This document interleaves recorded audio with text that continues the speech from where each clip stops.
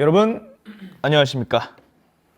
취업 한파 속 힘들어하고 계신 여러분들에게 한 줄기 빛이 되어줄 취업 청문회 사회를 맡은 이준하입니다. 취업을 준비하는 여러분들이 평소에 궁금해하시고 갖고 계신 질문들을 보다 효율적으로 풀어드리기 위해 이 자리 만들어 보았습니다. 현실적인 취업 컨설팅의 대명사 공돌이 현직자님 함께합니다. 안녕하십니까? 안녕하세요. 지금 이제 2026년 상반기 2월 초가 좀 지나갔고요. 어찌 보면 곧 있으면 이제 상반기의 절반이 끝나가는데 지금 취업 전망 혹시 어떤지? 지난번 취업 청문회 때도 한번 말씀드린 것 같은데 일단 26년 상반기는 좋다라고 보고 있어요. 우리 코스피가 6천을 보고 있고 그 두 개 기업이 삼성이랑 하이닉스죠. 삼성이랑 하이닉스가 잘 되면 거기에 딸려져 있는 여러 가지 장비사들 그리고 소제품사들이 다 잘 될 수밖에 없기 때문에 지금 팹 내에 들어가 있는 고가 장비들도 되게 많이 늘어나고 있다고 하더라고요. 그래서 저는 올해는 좋을 거라고 생각하고 있습니다. 근데 물론 26년 상반기가 25년 하반기보다 좋을 거냐? 그거는 아닐 수도 있습니다. 전통적으로 상하반기 이런 그런 채용 규모라든가 이런 게 있긴 한데 그거는 사실 기업마다 다르고 그래서 일단은 좋다라고 생각하시면 될 것 같아요. 그럼 2026년 좋은 기운과 함께 취업 청문회 본격적으로 시작해 보도록 하겠습니다.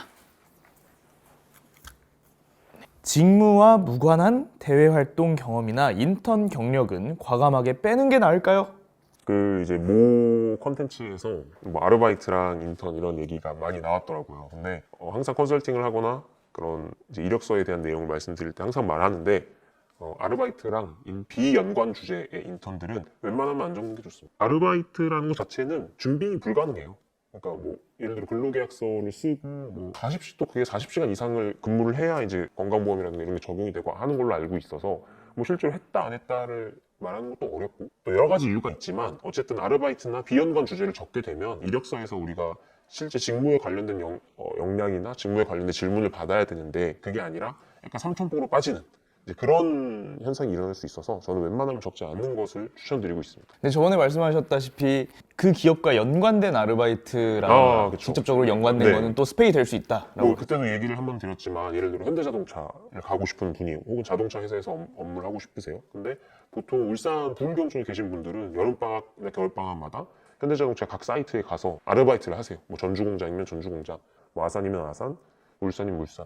그래서 가서 뭐 의장 오후에서 뭐 일주일에서 14일 정도 근무를 할 수 있는 그런 기회가 있는데 이제 그런 것들을 예를 들어 한 5번 했다. 그럼 이거는 사실 면접관 입장에서도 되게 좋은 플러스 점수가 될 수밖에 없죠. 그런 느낌의 아르바이트는 당연히 적으셔도 됩니다. 바로 다음 질문 넘어가 보도록 하겠습니다. 면접에서 경험이 없는 질문을 받았을 때 솔직하게 모른다고 해야 할까요? 아니면 어떻게 해서라도 둘러대야 할까요? 그러니까 그 면접도 되게 이제 개인적인 그런 사례들이 막 일반화돼서 돌아다니는 게 되게 많은 것 같아요. 근데 저는 최근에 한 3개년 정도 이제 면접 복귀, 여러 가지 기업들의 면접 복귀를 보면서 느낀 거는 일단 제일 중요한 거는 여러분 어떤 질문이 들어왔다고 해서 내가 그 답변을 못했어요. 근데 그게 이제 말 그대로 되게 크리티컬한 질문. 예를 들면 뭐 자동차 회사를 지원을 하는데 자동차의 뭐 부품에 대한 설명을 못 한다라던가 뭐 약간 이런 아주 기본적인 거 아니고 좀 어려운 실무적으로 들어가는 류나 아니면 그냥 뭐 되게 일반적인 인성 질문들에서 답변을 못 했다라고 해서 여러분 떨어지지 않아요. 일단 그거를 좀 아셔야 돼요. 이거 면접이 약간 잘못 생각하고 계시는 게 점수 맞추기 게임이라고 생각을 하세요. 예를 들어 내가 예를 들어 외워온 게 있어요. 근데 그걸 답변 못하면 마이너스 몇 점.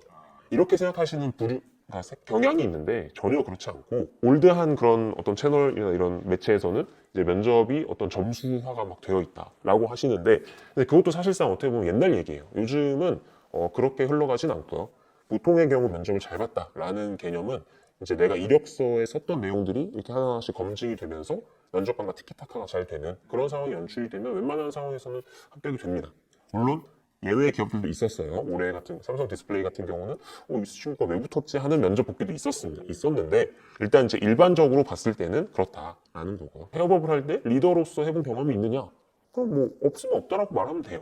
다만 이제 내가 그러면 이제 그렇게 되겠죠. 그럼 리더 역할을 못 하시겠네요? 이렇게 뭐 이제 꼬리 질문이 들어올 수 있는데 이제 그런 거를 제가 방어를 하기 위해서 그 협업 질문에 대한 전략들이 짜져 있고 한 거예요. 이 커리큘럼에서는 어쨌든 뭐 모르시는 분들에게는 답변을 꼭 그걸 못하더라도 뭐 다른 방향성으로 얘기할 수도 있는 거죠. 솔직함이 또 오히려 승부수가 될 수 있고 거기서 또 들어오는 꼬리 질문들을 잘 파헤쳐 나가는 게 전략이다 라고. 약간 애매한 포인트가 있는 것 같은데 어쨌든 답변 자체를 내가 못한다고 해서 면접에서 막 엄청 문제가 되고 그러진 않는다. 그렇게 알면 될 것 같습니다. 네. 다음 질문 바로 들어가 보도록 할게요. 공백기가 1년 이상일 때 자소서에 솔직하게 언급하는 게 나을까요? 아니면 숨기는 게 나을까요? 그러니까 이것도 약간은 이제 취업을 접근을 하실 때 뭐랄까요, 순진무구하다고 느끼는 포인트인 것 같아요. 일단 첫 번째는 자기소개서는 글자 수가 정해져 있어요. 뭐 주요 기업들이 대부분 1000자 이하로 들어가고 있죠. 삼성의 한 문항을 빼고는. 그럼 1000자 이하에 내가 어떠한 내용들을 적을 때 굳이 왜 내 공백기를 적을까요? 일단 이렇게 생각하셔야 되는데 많은 분들이 이러시더라고요. 뭐 예를 들면 편입을 실패했어요. 예를 들어 그래서 2년 공백기가 생겼다 쳐볼게요. 그럼 그거에 대한 이유를 자기소개서에 어떻게 적느냐, 혹은 석사 중퇴를 했어요. 요즘 꽤 많으시거든요. 석사 중퇴를 했는데 그럼 내가 중퇴를 한 이유를 왜 중퇴를 했어요를 자기소개서에 어떻게 방어를 하냐. 또 혹은 삼성 하이닉스를 가고 싶은데 예를 들어 어떤 우회 전략을 해서 어떤 중견 중소에서 1년에서 6개월 근무를 했어요. 그럼 퇴사 사유를 왜 어떻게 적어야 돼? 일단 제 대답은 다 적을 필요가 없어요. 자기소개서는 나를 피하라는 글이잖아요. 근데 왜 나한테 해가 될 것을 내가 먼저 제시하죠? 라고 접근을 하셔야 돼요. 그래서 이제 많은 분들이 이 질문 진짜 많이 들어오거든요. 일단 제 답변은 적을 필요가 없어요. 방어를 할 필요도 없고 언급조차 할 필요가 없습니다. 자기소개서에. 다만 이제 이력서에 내가 그거를 적게 되면서 예를 들어 어떤 기업에서 근무를 했다. 졸업은 언제 했는데 지금 지원하는 시점이면 2년이 지났다라던가 뭐 그런 상황이면 이제 면접관들이 분명히 질문이 들어오겠죠. 그때 대비를 하는 거예요. 그거에 대해서 내 상황과 스토리 라인에 맞춰서 이제 그걸 짜야 되는 거고, 일반적인 서류 단계에서는 애초에 그거를 오픈하거나 논할 가치가 없다 인 거예요. 이거를 잘 구분을 하셔야 돼요. 명확하게.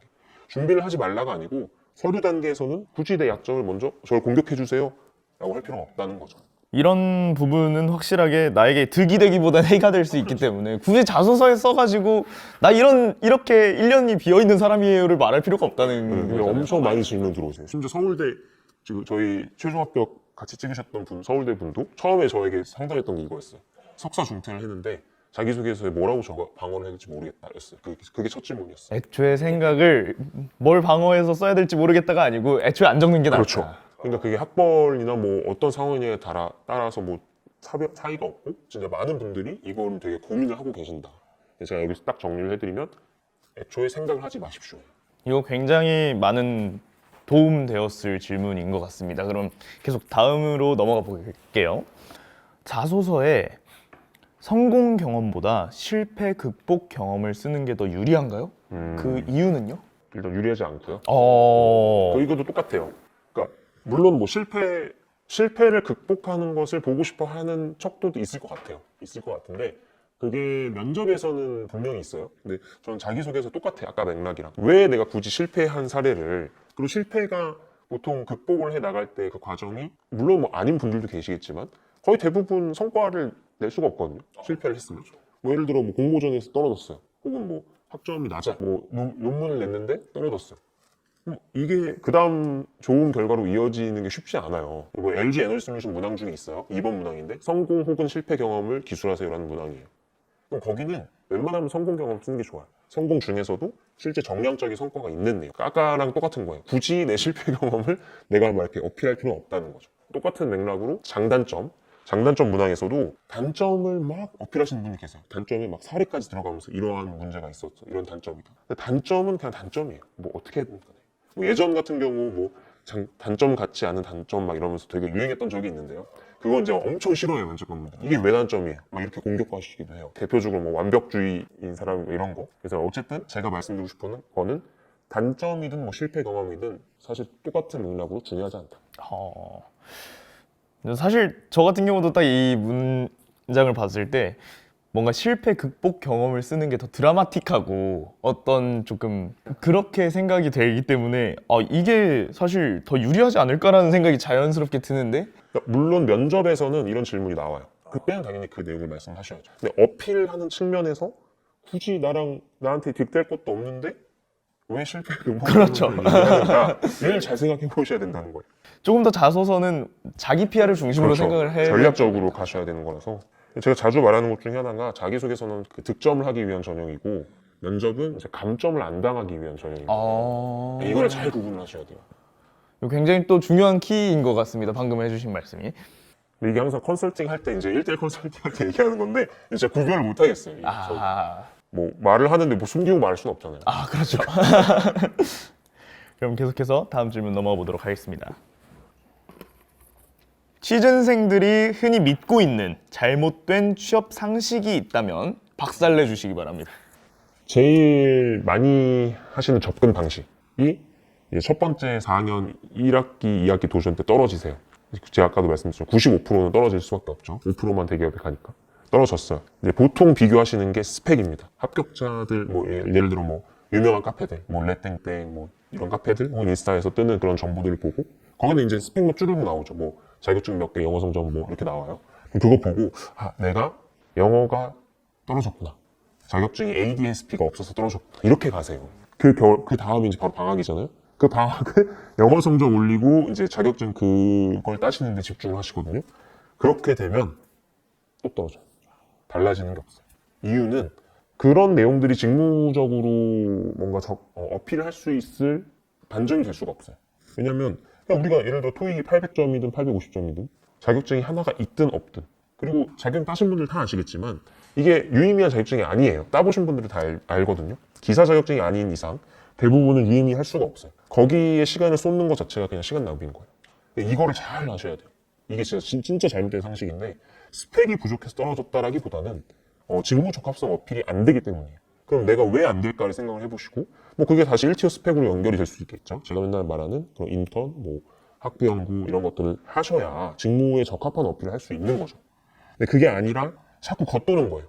약간 겉돌면서 이제 본질에 들어가지 못하고 그걸 제가 이제 뭐 컴포트 존이다 어쩌다 이렇게 얘기를 하는데 어쨌든 이제 그냥 떠도는 정보를 믿지 마시고 이제는 나오셔야 됩니다. 거기서. 그래야 대기업에 가실 수 있고요. 제가 이렇게 좀 강하게 말하는 이유는 26년, 27년이 되게 중요해요, 지금. 지금 바르게 준비해야 27년 안에 붙거든요. 그 이유는 솔직히 어떻게 될지 모르겠어요. 올해 내년이 되게 좋다라고 보고 있어서 지금 빨리 이제 자격증 그만 따시고 직무 연관성 네. 있는 준비가 필요하다. 네, 알겠습니다. 네, 오늘 이야기도 취업 준비하는 여러분들에게 큰 도움 되었기를 바랍니다. 다음에도 더 값진 질문과 긍정적인 이야기로 돌아오겠습니다. 취업 청문회 진행자 이준하였습니다. 감사합니다.